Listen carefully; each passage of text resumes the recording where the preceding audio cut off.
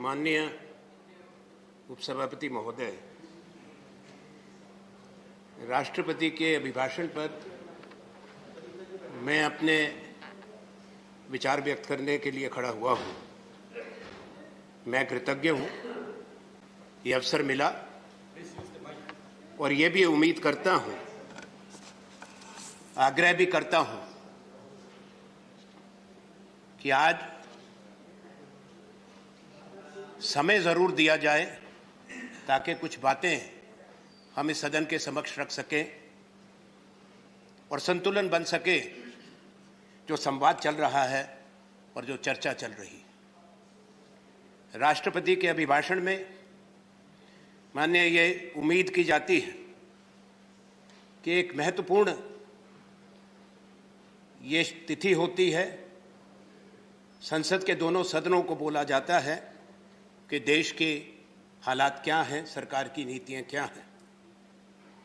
ये अपेक्षा की जाती है कि ईमानदारी से चिंतन करके वस्तु स्थिति से देश के लोगों को ज्ञान दिया जाएगा, जो उपलब्धियां हैं उसको स्वीकारा जाएगा, पर जो चुनौतियां देश के सामने हैं उससे भी देश को आगाह किया जाएगा। जहां कमी रह गई उसको भी स्वीकार किया जाएगा और भविष्य के लिए क्या नीति है उन चुनौतियों का सामना करने के लिए राष्ट्रपति के अभिभाषण में शामिल होनी चाहिए थी।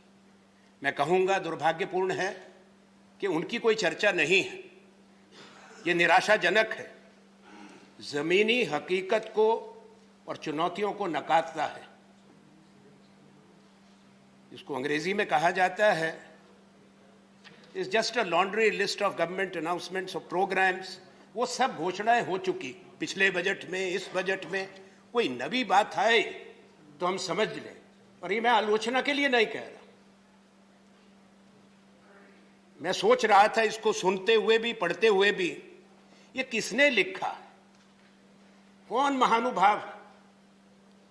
राष्ट्रपति नहीं लिखते, सरकार में प्रधानमंत्री जी, मंत्री लोग स्वयं नहीं लिखते। देखिए, एक मिनट, प्रश्न पूछ रहा हूं, आपके बहुत लोग बोलते हैं। हमारे समय में भी लिखा जाता था, पढ़ लीजिए सब उठाकर। जो लिखा है उनकी थोड़ी जवाबदेही जरूर बनती है। जिसने भी लिखा, ये कटाक्ष नहीं है, महामहिम राष्ट्रपति के साथ अन्याय किया। ये जनता के विवेक को ललकारता है और देश के सामने जो कठिन परिस्थिति है उसको भी नकारता है।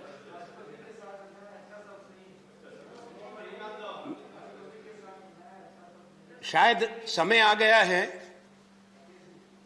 वस्तु स्थिति को देखते हुए सामूहिक चिंतन का, और जहां कई कमियां रह गई हैं उस पर कोई हर्ज नहीं है, उस पर पश्चाताप भी होना चाहिए।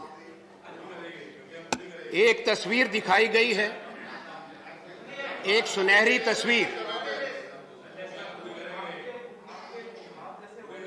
अगर ऐसा ही कहते हैं तो मैं बैठ जाता हूं। अगर ये ऐसे ही टोका टोकी करेंगे मैं बैठ जाता हूं। If you have a point of order, बैठ जाते हैं। Mr. Poddar, if you have a point of order, you can raise it under the rule. Please. माननीय, एक ऐसी तस्वीर दिखाई गई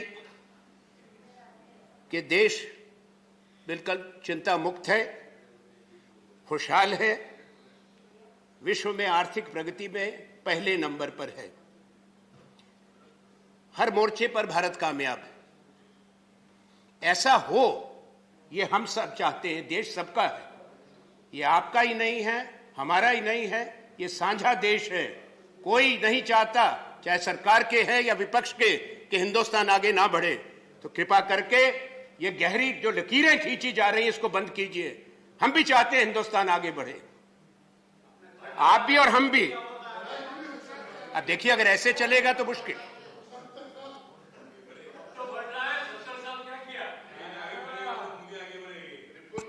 नहीं, आप बोलिए, वो रिकॉर्ड में जाएगा। ये तो ये रिकॉर्ड में नहीं जाएगा।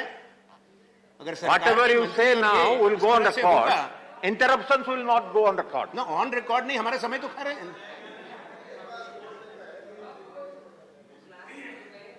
साहब, प्रजातंत्र में जो भी लोग सरकार में आते हैं, केंद्र में, राज्य में, वो समाज, देश के निर्माण का काम करते हैं, अपेक्षा की जाती है, सबकी प्रतिबद्धता होती है और सबका योगदान रहा है। प्रथम प्रधानमंत्री से लेकर वर्तमान प्रधानमंत्री तक भी, पंडित जवाहरलाल नेहरू जो पहले प्रधानमंत्री थे, उन्होंने बुनियाद रखी थी। 14 बरस अंग्रेजों की जेल में रहे थे। आपको ऐतराज हो सकता है, विचारधारा से विरोध हो सकता है, पर सच्चाई और जो इतिहास के पन्नों पे अंकित है, जिसको देश दुनिया जानती है, कृपा करके उसका अपमान मत करें। इंदिरा जी की शहादत का, राजीव गांधी की शहादत का, उस पर भी कोई प्रश्न चिन्ह लग सकता है? हम स्वीकार करते हैं जितने प्रधानमंत्री आए, माननीय अटल बिहारी वाजपेयी जी भी 6 साल प्रधानमंत्री रहे, हम स्वीकार करते हैं उनके समय में भी काम हुआ। हम कभी नहीं कहते उन्होंने कोई काम नहीं किया। 10 साल डॉक्टर मनमोहन सिंह जी रहे, उनके कार्यकाल में भी काम हुआ। ये याद रखिएगा। मैं आपको कहना चाहता हूं,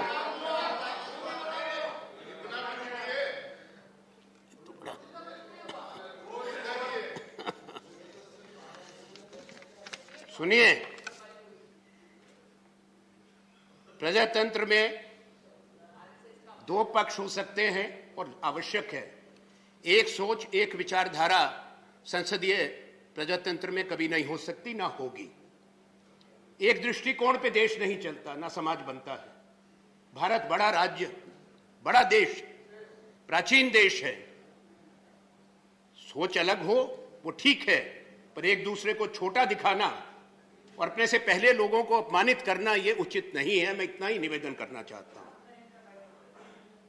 भारत का उदय 2014 में नहीं हुआ, और जहां हम पहुंचे हैं ये 8 साल का सफर नहीं है, 74 साल का सफर है।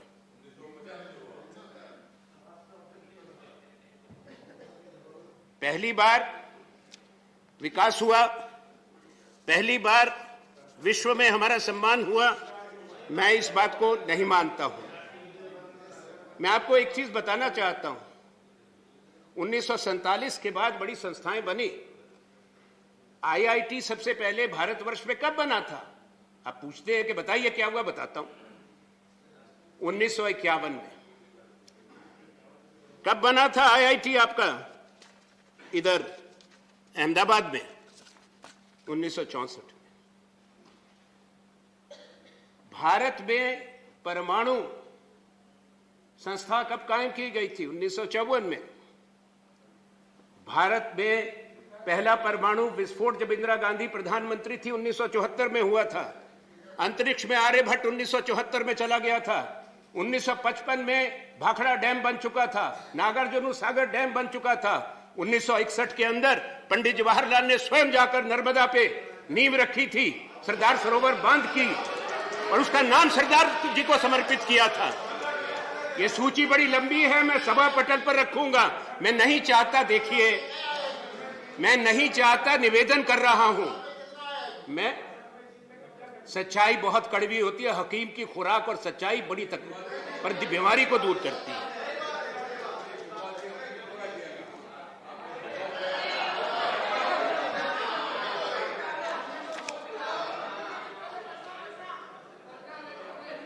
माननीय, मैं एक चीज कहना चाहूंगा आज सदन में, और इस चीज को आपसे निवेदन करता हूं। शायद मेरा ये अंतिम वक्तव्य है। मैं हाथ जोड़ के कहता हूं, बोलने दीजिए। बस इतना कहूंगा, उसके बाद आपके विवेक पर छोड़ता हूं।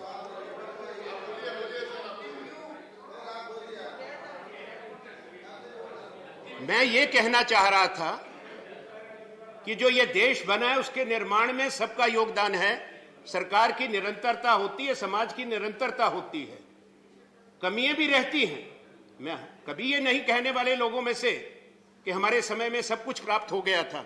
कमियां होती हैं और ये अपेक्षा की जाती है कि आने वाली सरकार से देश की जनता भी अपेक्षा करती है कि जो काम अधूरे हैं वो पूरे हो, नए काम आए, नई योजनाएं आए।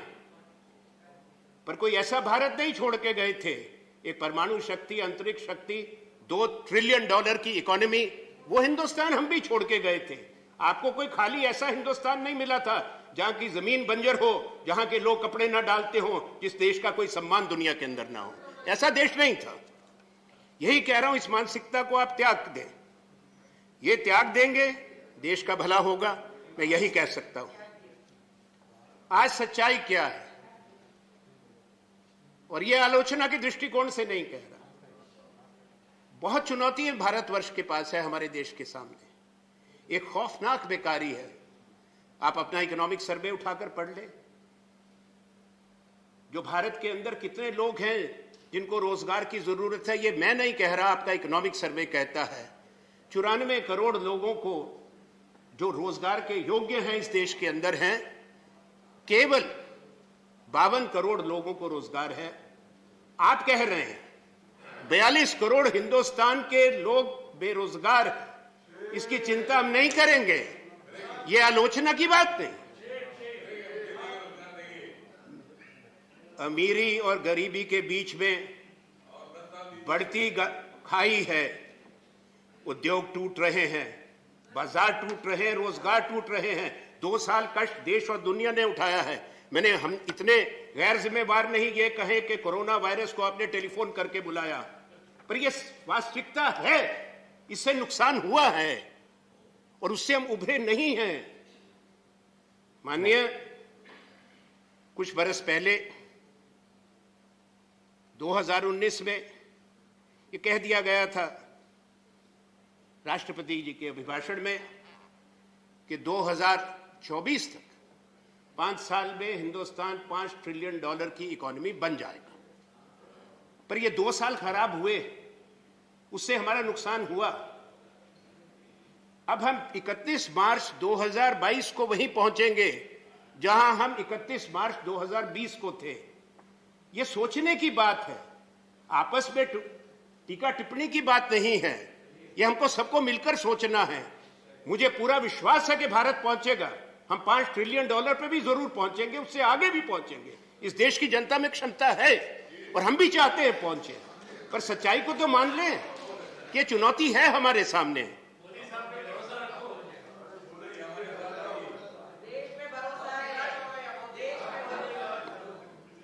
मैंने ये बात इसलिए कही कि भारत सबसे नौजवान देशों में से है। हमारी मीडियन एज 28 बरस की है। इसलिए हमारी ये शक्ति भी है, ये चुनौती भी है कि अगर समाज में स्थिरता रखनी है, शांति रखनी है, इन नौजवानों के लिए अवसर पैदा करने होंगे। हम ये चीज स्वीकार नहीं कर सकता हमारा समाज कि अगर अमीर और गरीब के बीच में खाई बढ़ती जाए।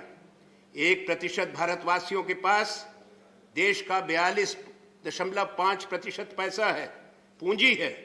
10% के पास 74.3% इस देश का पूंजी है।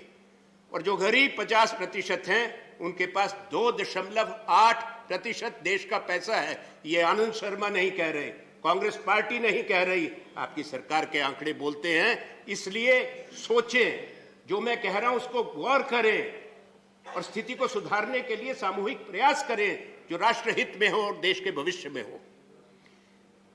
महोदय, राष्ट्रपति के अभिभाषण में सरकार की जहां उपलब्धियों का जिक्र है, एक बात मैं कहना चाहता हूं इस सदन में। जो 2-3 मैंने बातें कही, आज 1/3 इंडस्ट्रियल कैपेसिटी इज आइडल, बेकार पड़ी है हमारे देश में। पर ना तो प्रोडक्शन है और डिमांड और सप्लाई का एक बहुत बड़ा चुनौती हिंदुस्तान के सामने है।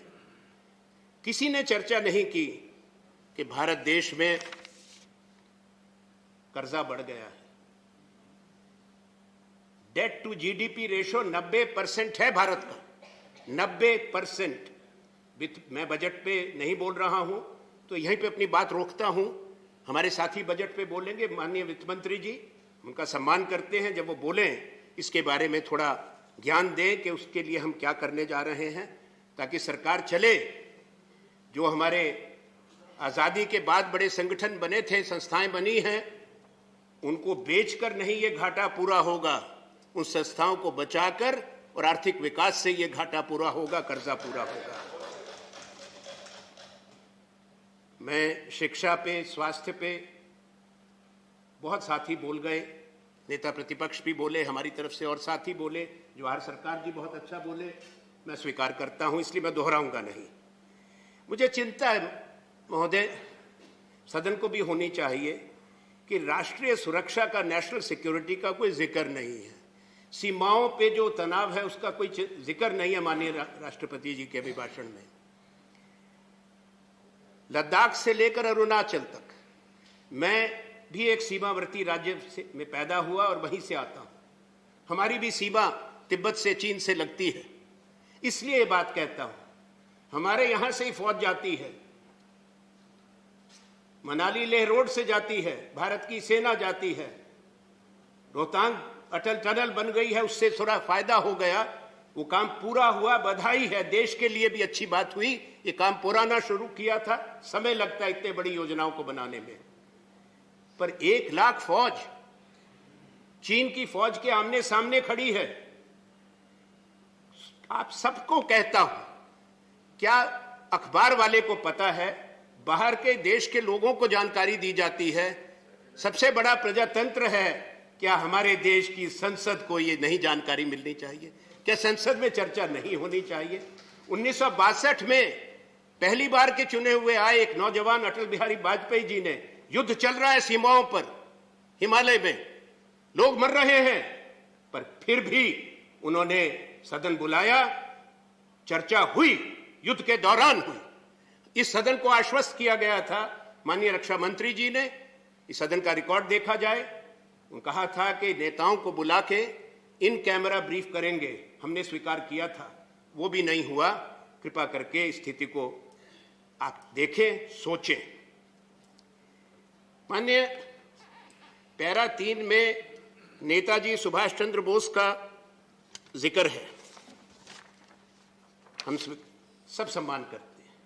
नेताजी बड़े नेता थे, उनका योगदान था, उनकी कुर्बानी थी, उनकी तपस्या थी। इतिहास तो नहीं नाम हटा सकते। मुझे भी खुशी है कि नेताजी सुभाष चंद्र बोस 2 बार भारतीय राष्ट्रीय कांग्रेस के अध्यक्ष थे, 1938 और 1939 में जब चुने गए थे। आपने बात करी कि नेताजी की बड़ी प्रतिमा होगी और 23 तारीख से अब गणतंत्र दिवस का सेलिब्रेशन शुरू होगा। बधाई हो, धन्यवाद हो, हमको सबको खुशी, पूरे देश को खुशी। पर एक चीज कहूंगा कि इंडिया गेट जो है उस पे अमर जवान ज्योति, वो बांग्लादेश की युद्ध में जो हजारों भारत के सैनिक शहीद हुए थे उनको समर्पित थी। अब उसको हटा दिया, कहा मर्ज कर दिया गया। क्यों क्यों क्यों हुआ? देखिए, 1 मिनट मैम, हमने सब देखा, ज्योति मर्ज होती है। हम भी घर में, मैं घर के बाहर अपने संविधान को अपना धर्म ग्रंथ मानता हूं, पर घर में मैं पूजा पाठी हूं, I am a practising Hindu. तो मुझे मालूम है कि फ्लेम मर्ज नहीं होती, जब ज्योत जलती है वो ज्योत वहीं जलती है, जिस सम्मान के लिए, जिनको याद करने के लिए जली थी वो वहीं जलती थी। अब ये कहा गया कि ये इंडिया गेट जो है ये कॉलोनियल रेलिक है। कॉलोनियल रेलिक, अब ये भी सच्चाई है कि हमारा देश लंबे समय तक अंग्रेजों की कॉलोनी था, गुलाम था, पर वहां पे जो नाम अंकित हैं हजारों भारत के सैनिकों के जो प्रथम विश्व युद्ध में शहीद हुए, उनको सम्मान करें। वो मर्सिनरी आर्मी नहीं थी जो ब्रिटिश इंडियन आर्मी थी। प्रधानमंत्री जी भी जाते हैं, हमारे राष्ट्रपति जी भी जब बाहर, जो स्मारक बने हैं यूरोप में, वीरता की गाथाएं हैं उन सैनिकों की हिंदुस्तान के। जब हिंदुस्तान आजाद नहीं था, उन्होंने सिद्धांत पे जाके जहां काम करते थे, युद्ध लड़े और अपनी कुर्बानियां दी। उसको भी सोचें। और अगर मैं आपके तर्क को मान लूं, अगर मैं मान लूं आपके तर्क को महाशय महोदय, तो फिर क्या कहें? तो जहां आप बुत बनाएंगे, लगाएंगे, वो क्या कॉलोनियल रेलिक नहीं है? वो कहने की सोचिए, वहां भी तो किंग जॉर्ज की मूर्ति थी ना। तो ये इंडिया गेट कॉलोनियल रेलिक है, तो वो भी तो कॉलोनियल रेलिक है। मैं सदन को कह रहा हूं, इसको थोड़ा कृपा करके इस पे गौर करें। Please start winding up. Please start winding up. Today I have requested the honorable chairman. Yeah, that's why Yes, we are giving some more time to you. So please start. I need that respect because I will never be asking for time again. इतना कृपा कर दें। सुभाष चंद्र बोस जी, नहीं, No. माननीय, मैं कुछ कहना चाहता हूं। सुभाष चंद्र बोस जी के एक कोटेशन पढ़ दूं। उन्होंने स्वामी विवेकानंद का जिक्र किया था। स्वामी विवेकानंद के ऐतिहासिक भाषण का, जो 11 सितंबर 1893 9/11/1893 which he delivered in Chicago, the brothers and sisters of America. And Subhash Chandra Bose ji has said, the foundation of the present freedom movement owes its origin to Swamiji's message. If India is to be free, it cannot be a land specially of Hinduism or of Islam.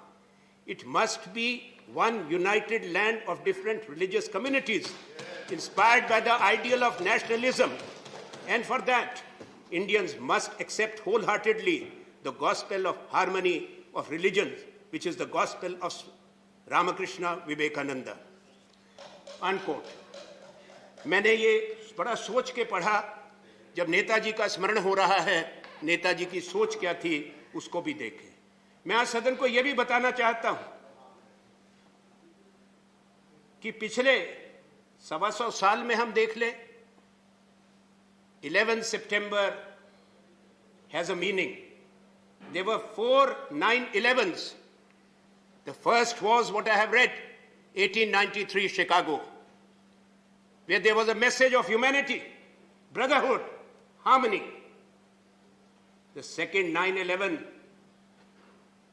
was 9/11/1906, when Mahatma Gandhi launched the first Satyagraha from the Empire Theatre in Johannesburg and used that potent weapon to guide India and lead India to defeat the British Empire.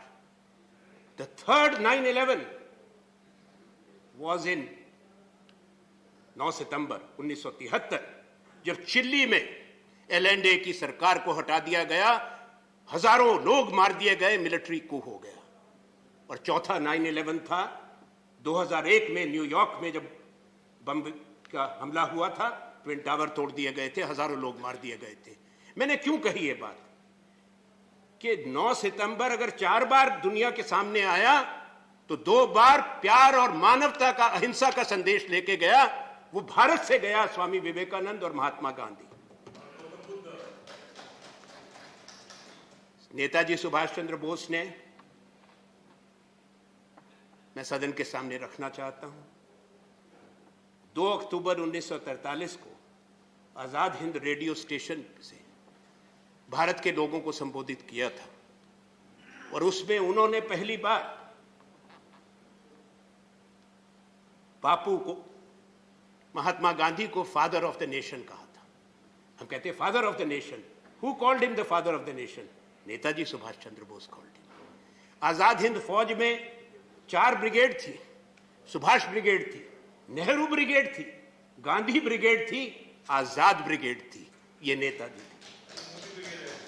तो मैं यही कहता हूं, हमने एक इस सदन में बैठे हैं, सबने संविधान की हमने शपथ ली है, चर्चा है और होनी भी चाहिए थी। ये चर्चा है कि बाबा साहब अंबेडकर का जिक्र है, और सही कहा गया माननीय राष्ट्रपति जी के अभिभाषण में कि कैसे भारत का दर्शन और सोच बाबा साहब अंबेडकर की थी। पर क्या कहा है जो माननीय राष्ट्रपति जी के अभिभाषण में है? सिर्फ अंबेडकर जी का नाम नहीं लेना चाहिए, सिर्फ ये नहीं कहना चाहिए कि उन्होंने ये कहा था, उसको हम अपनाएं, ग्रहण करें, उस मार्ग पर चलें। आज जो लकीरें खिंच रही हैं, जो बंटवारे की बात हो रही है, जिस तरह की छवि जा रही है, ये मैं बड़ी महत्वपूर्ण और अंतिम बात रख रहा हूं।